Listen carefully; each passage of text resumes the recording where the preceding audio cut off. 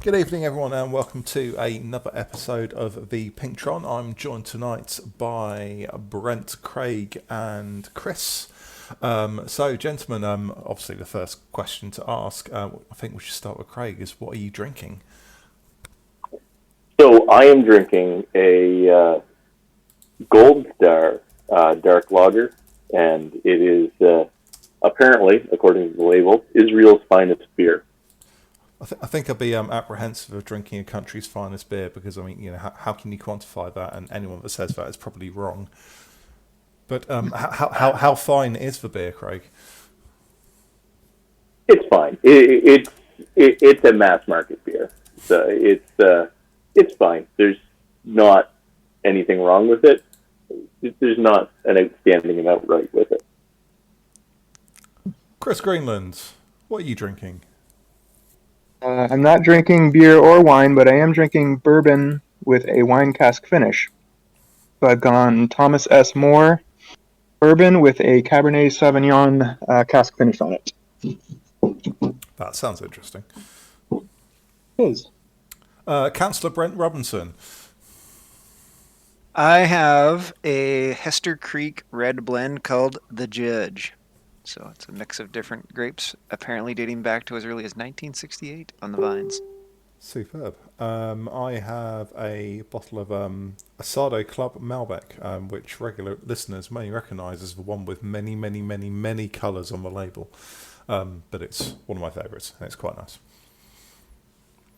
Which is good. Brent, is it almond or? Pardon me, sorry? No, Brent. What's the title The title of the wine? Or me? of you? Just Counselor. They just call us Counselor. Okay. Yep. Yep. Official. I've sworn in and everything. Councillor Robinson. And also Captain Robinson for the herd of blazing bidets. But on that note, which ties us quite nicely into the next round of ZRL, also known as Hell on Earth, we will have to complete in the A's and B's. Someone correct me if I'm wrong. Is it 3 laps for C's and D's, or is it just 2? I think it must be 3. We're doing so the A's and B's are doing 4 laps of Tour of Territ Well. Territ Well. I thought there was an R in there. It's horrid. You basically go straight into the Yorkshire KOM reverse. You then go downhill. You then climb up over a river. There's a flattish bit, and then you have Potbank Wall, which peaks around about 22%.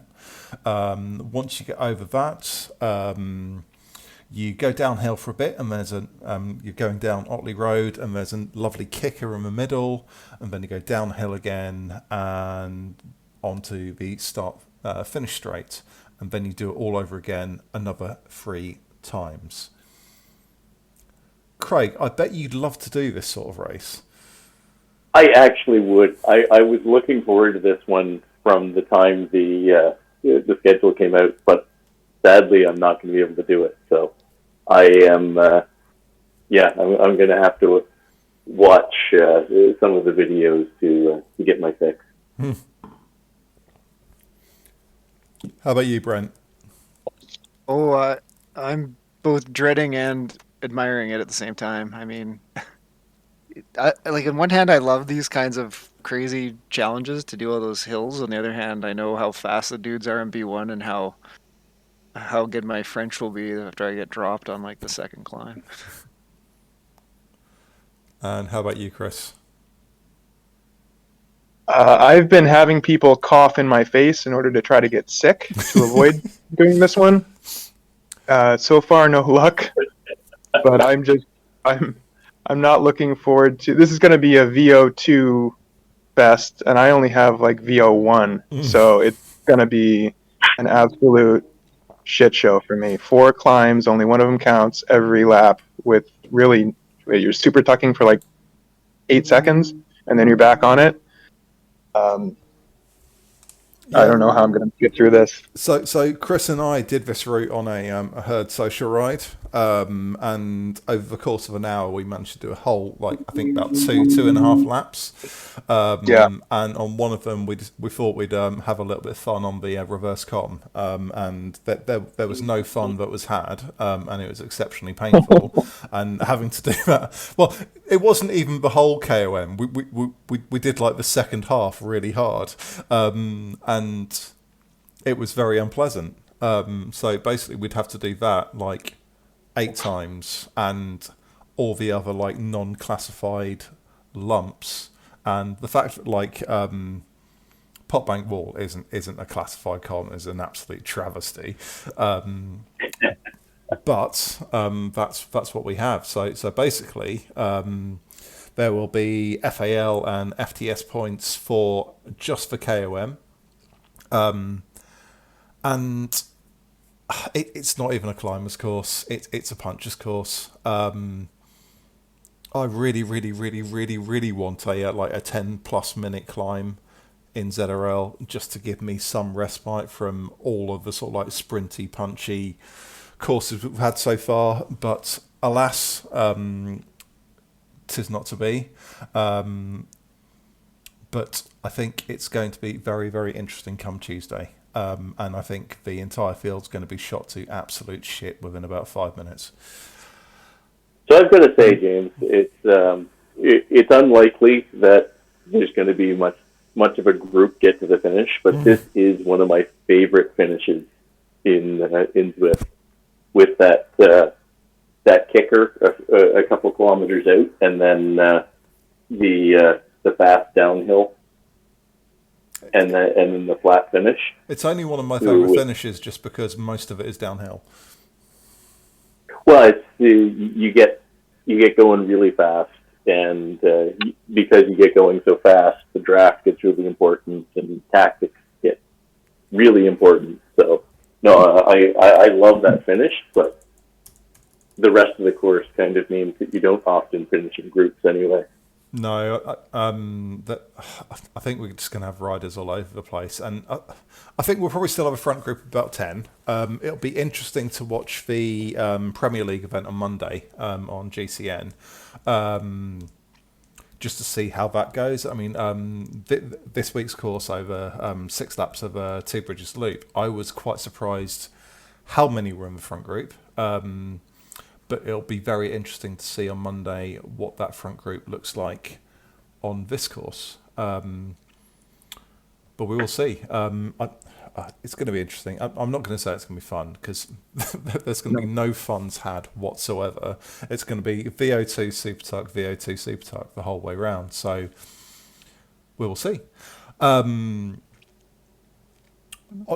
curious if there isn't at the front a let off on some of those climbs to wait for the preems. Like, I know break the group up and all the rest, but I don't know, those front 30 are always so tight in an RB1 group, James, that I think there will be like a détente on some of those climbs, and knowing they're just gonna burn each other off to wait to blast each other again at the end.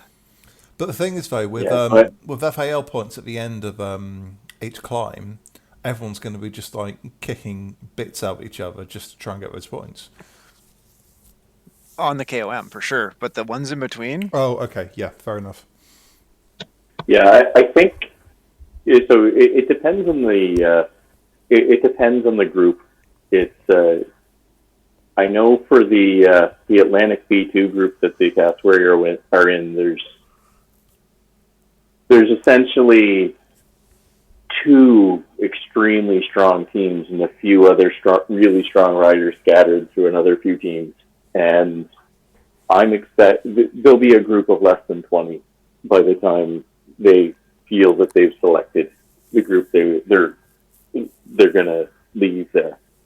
So it depends on the group, because if there's a drop off, if there is a group that can drop some guys, somebody will decide to do it.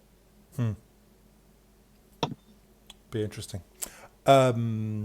Heard Winter Racing Series has already started. It is a single lap of one of the new courses brought in through the Zwift Academy 2021. This one is Legends and Lava. So you start off in the Desert Pens, go straight into Titans Grove Reverse, hit Titans Grove Reverse KOM, go down, and then you head towards the switchbacks and then the S's and then do a little squiggly bit and then you finish at the summit of the Volcano KOM. Chris Greenland, you did this earlier today. Was it loads of fun? The answer is yes, but carry on. It was loads of fun, actually. The front group was pretty okay. And as far as Titans Grove climbs go, this is the right direction for me at reverse. I've been dropped on forward plenty of times, but reverse is just short enough that I can stick with the main group or the front group, and that's what happened today. So all good there. I did set a PB on that climb, so hooray. But then things settled down on the other side, and I was unceremoniously dropped about halfway up the volcano. I tried to get one last push to tag onto the back of Mark John's group before I think it was the wooden bridge rollers about halfway up, and I just couldn't connect with them before that, so I lost the draft. And I was in no man's land, but my goal all along was to stick with the front group so that I got enough of a gap to the second group that I could retain that position and not get swallowed up, because that is a very draftable climb. And that is exactly how it worked out. So mission accomplished, hooray. And then 23rd across the line, 22nd on Zwift Power, which is over-indexing for me on something that includes 2 KOMs. So okay. Good work. I'll take it. I really like this course, and I also like the other one that was brought in for the Zwift Academy 2021, Climbers Gambit. Nope. No, I know you don't. I love summit finishes. I think they're great for racing, and I think this is a very good route for a couple of reasons. I think the start is great. I'm going straight into a very short, punchy hill, which isn't particularly suited to me, but I like it anyway. And there's quite a bit of recovery in between that and the second and the bigger climb. Craig, shall we say Pinktron? I think so. For all that, so Zwift Insider have kind of proved that solo the disc wheel set is faster up the Volcano KOM, but if you're in the draft, I think you're better off with a lighter bike. So Tron, you could even go something silly like Atheos and CT Swift 2, but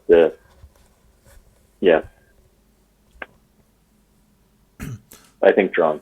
Yeah, and as Chris alluded to, like once you get over the Titans Grove reverse KOM, pace definitely sits up an awful lot. I was watching the first race earlier, and Mark John was happily holding the front group at around about probably 2.2 to 2.5 watts per kilo. So it was very, very, very steady in the middle, and then obviously everyone went a bit mental on the volcano itself. So if you are in a position to hold front group over the first com, expect it to be relatively gentle for the rest of the race, but you may find the odd person, often called Tim Rush, who may want to spice things up a little bit in the middle of a race, but we will see. Anything else on this route, guys? I think it's super cool too. Can't wait. Yeah, I think it's a great race route, and it's nice to have another couple routes that use Titans Reverse. So. And I think it's also nice to have a couple of routes we haven't used before, which is always a bit of fun. Yep. In terms of other races coming your way this week, we have the Herd Series, which is our women's only category racing series over Saturday and Sunday. It's a scratch race, 2 laps of seaside sprints. And then we have Herd of Mountain Goats on Sunday and Monday. It is the iconic Road to Sky route, straight up the replica of the Alpe d'Huez. Then we move on to the Stampede, and for some reason it's come up yet again. It is a single lap of Caspat. So French route over Petitcombe, down Petitcombe, over the finish, 24 kilometres, and that's on Sunday, Monday, Tuesday. And then finally we have our Bullseye Points race, which is on Wednesday and Thursday, and that is 4 laps of the Champs-Élysées with points scored over the lap banner each lap. One more thing to mention is daylight savings kick in the UK at 2 a.m. on Sunday morning, and after that all of the herd races will be moved forward by 1 hour. Couple other things. So James, go on. James, on that, I do have a question. What time zone are the herd races anchored to? Are they anchored to UTC or some other place? So are they moving for you, or are they moving for the North Americans? They're moving for me. They're anchored to UTC. Okay. But when I say me, I mean all of Europe. Yes. And then, including me at the moment, actually. Including, sorry? I said including me at the moment, actually. Not that it Fair matters. enough. And North America, I think, follows a week later, or is it 2?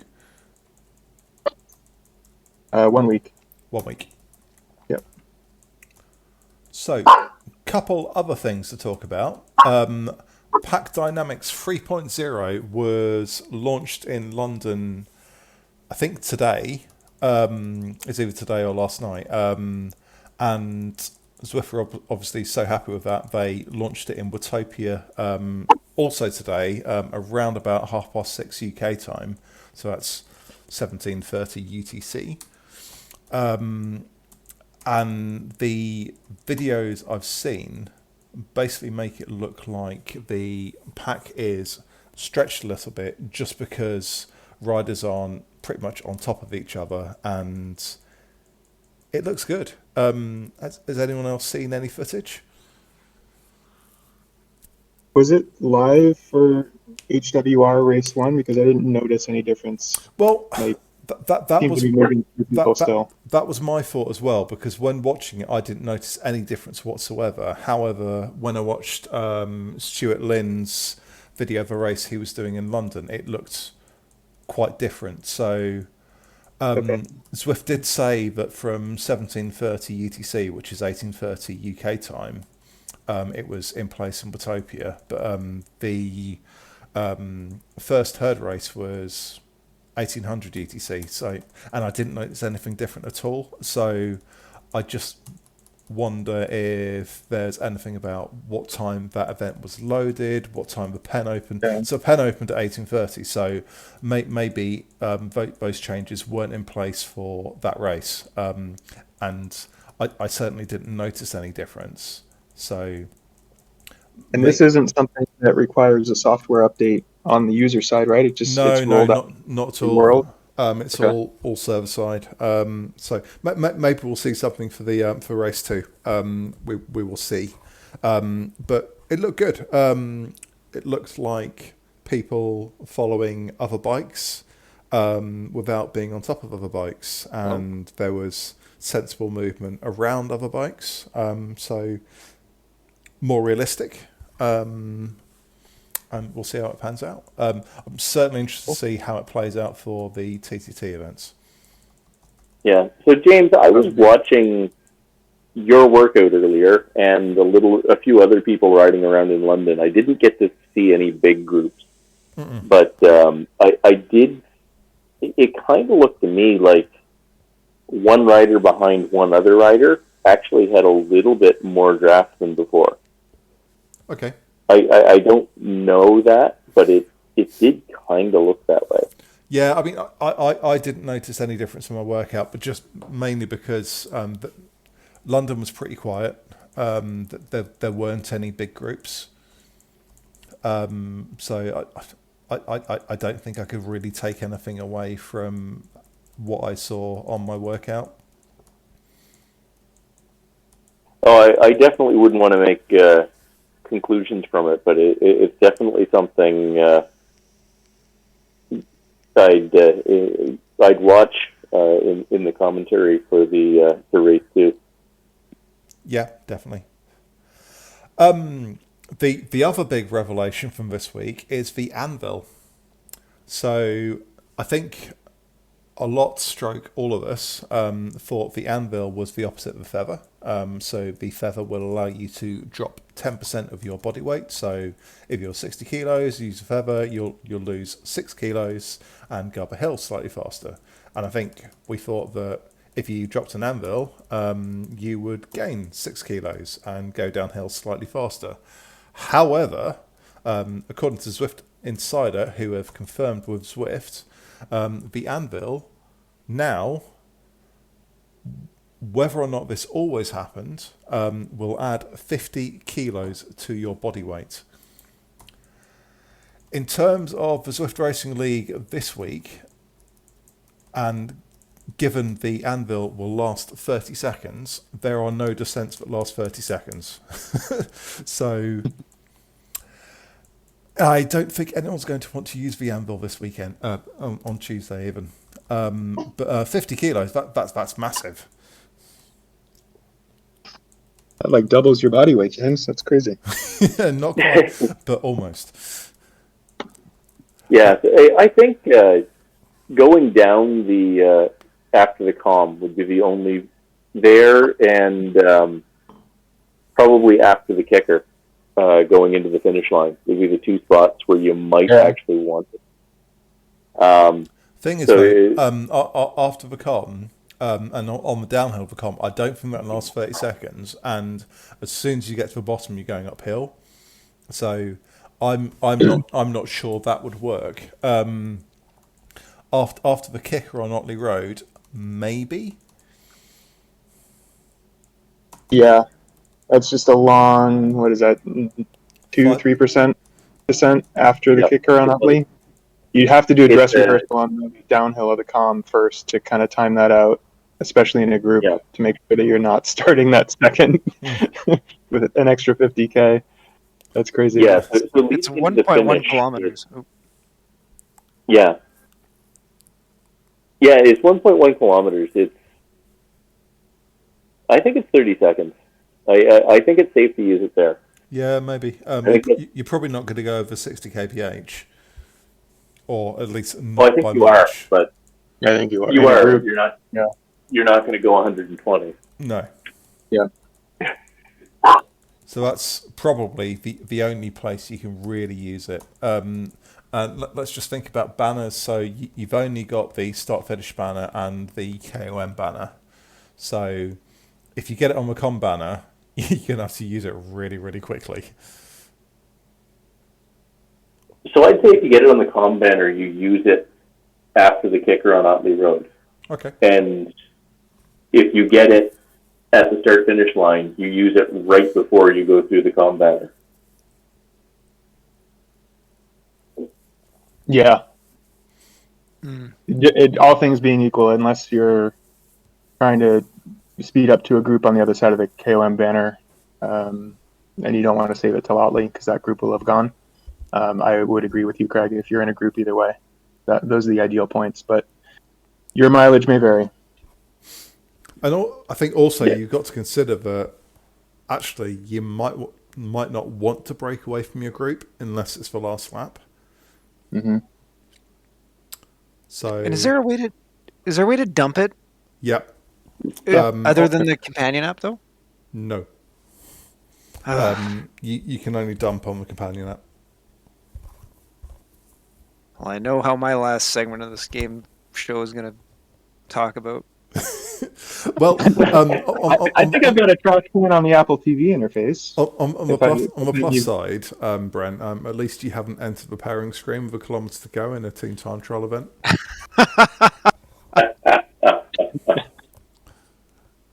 Good evening, Brian O'Connor. We hope you've had a lovely holiday.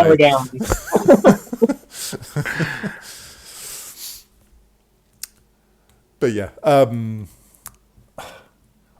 fairly certain the only way to dump is on the companion app. I think I do have a trash can on the Apple TV interface. Good luck finding that. Yeah, I know. I have to. It's a very delicate remote interface. Yeah, I'm not going to attempt to start it now, but I think there might be one in the Android interface as well, but it's likewise pretty complicated to get to. Yeah. But what are you going to... I guess there's only power-ups at the KOM and the lap banner, right? So not like there's so many places you'll get jammed up with it. Yeah. And to say, you'll want to use it on the, well, unless you want to save it for the finish, and I don't think it's the king power up for the finish anyway. You'll want to use it right before you go through the lap banner if you have it going up the hill, and I think you're better off having the feather. So you'll want to use it going down off it. So I don't know. I don't think you're going to want to save it at any point. Or want to dump it, for that matter. Certainly be interesting to see how it plays out in the race itself. We move on to our segment, which is called "What Has Done." Sorry, it's not called that at all. What has Zwift done to annoy everyone except James? Actually, Zwift has annoyed me. It's made my legs really, really, really painful. But I blame that mainly on Mark. I don't think it's mainly Mark. I think it's entirely Mark. It is entirely Mark. And I sent him a text earlier on saying I don't think we can be friends anymore. But other than that, I genuinely don't think Zwift has actually done anything to annoy me this week. How about you, Craig? So Zwift has done nothing to annoy me. Something really cool. So here today is the weekend. So I took off and took a look at the national velodrome, the Sylvan Adams velodrome here in Tel Aviv, and it's pretty cool. And there happens to be a race tomorrow, so I'm going to go check it out. So totally Zwift unrelated, but pretty cool cycling stuff. Yeah, sounds pretty fun. Chris Greenland. Got a couple of things actually. So every now and then when I'm not riding, I like to log onto the companion app and just give out ride-ons to people just to encourage them. And I think Zwift has this weird thing where you can only give out, it caps you at 100 at a time. So if there's like a herd group ride going on, and I've probably got 150 or so people that I follow, I have to hit it twice. Like it'll give out 100, and then I'm like, okay, that's definitely capped. So I have to hit it again. How many people are you following? I try to follow anybody with a herd tag gets a follow for me. I like to encourage the club. Because I'm following like 1,500. when I do like the bulk ride on thing, like even when like in the middle of like the European team time trial times, the most it sends out is about 70. So God knows how many you're following. Yeah, I mean, every now and then, every month or so, I'll just do a search for the herd tag, and then if you've got herd in your name, I just give you a follow, just to encourage people that are out there riding at all times of the day. So I'll just randomly pop on to CA and give out ride-ons, but for some reason it caps you at 100, which seems weird. Like we're not on dial-up internet. Why are we having caps at the number of ride-ons we can give at any one time? So. Yeah, I have to hit the thumbs up button twice, which is a major inconvenience in this day and time. I'm genuinely surprised there is a cap. I'm also genuinely surprised that you have enough people that you're following to give more than 100 ride-ons to at any stage. We're trying to spread the herd love, James. And I'm very grateful that you do. And So I then know. additionally, oh, sorry, go ahead, Craig. Oh no! So I know. I think Marius said he has to hit it 3 times sometimes. I think Yeah, in it's just partial defense of Zwift, it comes out of the game because if you're on companion app in a group ride and you hit it, I think it also caps it at 100 because it causes like frame rate drops and all kinds of other glitches in the game if, you know, 1,000 little thumbs up all pop up on your screen. So I think that's where the 100 cap comes from. It's not to prevent you from giving too many ride-ons. It's to prevent like crashing games and causing glitches in the game with like a bunch of thumbs ups all pop up on the And screen. I think also you're only able to see messages from the nearest 100 people, so this 100 crops up quite often. So who either way, knows? it's unacceptable, and that's my major And con. the second thing, Chris. So the second thing, I think Ange posted it in the group. I was having U-turn issues as well after the most recent update, which is by itself not a big deal, but it seems like every time there's an update, there's something that's broken. And I mean, usually you want to check your work, but it seems like every time they release something, there's a glitch, and that's crazy to me. So maybe we should check our work and make sure everything works properly before we release an update. I think also, I That's, think it's been predominantly. I'm not excusing this at all. I think it's been predominantly iOS for the last few updates as well. I don't think there's been that many bugs that affected Mac and PC, but iPads and Apple TV seem to have had the short straw recently. yeah, and even more so because it seems like Apple TV gets the update last, right? So everything should be fixed by the time it hits that store. But They release the that's updates fine. all at the same time, but Apple take a few days to approve it. All right, But that's my rant over. either way, not great. Yeah. Councillor Brent Robinson. I think I've got two things. One is I finished Zwift Academy, but I have not got the fun recommendation email that apparently they suggested somebody might be getting or sending out. And as part of that, why on earth does it show your before and after results without a power ranking? Like it gives you that little you can't look at it in the website, so you can't see your little like before baseline ride, after finish line ride on the website when you log in. It'll show you your Zwift Power progress, but it won't show you like what you did on the baseline and finish line rides. You have to go into the companion app to see that, which is preposterous. And then when you do it, it doesn't show you what your power average was over those segments that it tested you on, just the time, which is I don't know. In the world of electronic online cycling where everything is based off of power, like I get the time will tell you something, but it's preposterous to me. They had to go into Strava to look up what my average was across the segment to be able to know how much I improved in power. So that was crazy to me. If you guys want to go on that, tell me I'm nuts, but Can you go to? Do they have that info at the Golden Cheetah? yes, I can always check it in the Golden Cheetah as well. Although it's the Golden Cheetah Might is be worth like a visit. it is parameter based in there, so it's not going to be exactly the same distances per se, because it's based on when you like exceed certain thresholds to hit your performance targets or whatever. But Yeah, that's what I've heard. I can never meet my performance targets at the Golden Cheetah. What can I say? And the second thing I was going to say is I don't. I wish there were more asynchronous timed challenges or something again. I think Steve had mentioned this several months ago, but like events and stuff are all fun, but I miss the challenges stuff that you can kind of just do on your own time stuff, which there used to be more of. Zwift Academy was kind of good like that because you had workouts, but I know when I first started Zwifting, you do all your Tron Break challenge, you do the different stuff. I know there's stuff like that in Strava, but I wish there was stuff like that in Zwift. I think it'd be fun. Yeah, back when we had there was the Cape Epic Challenge, and I can't. There was a ceramic speed challenge. Yep. They give out Oh kits yeah, I for forgot it. about that. Yeah. Those were neat.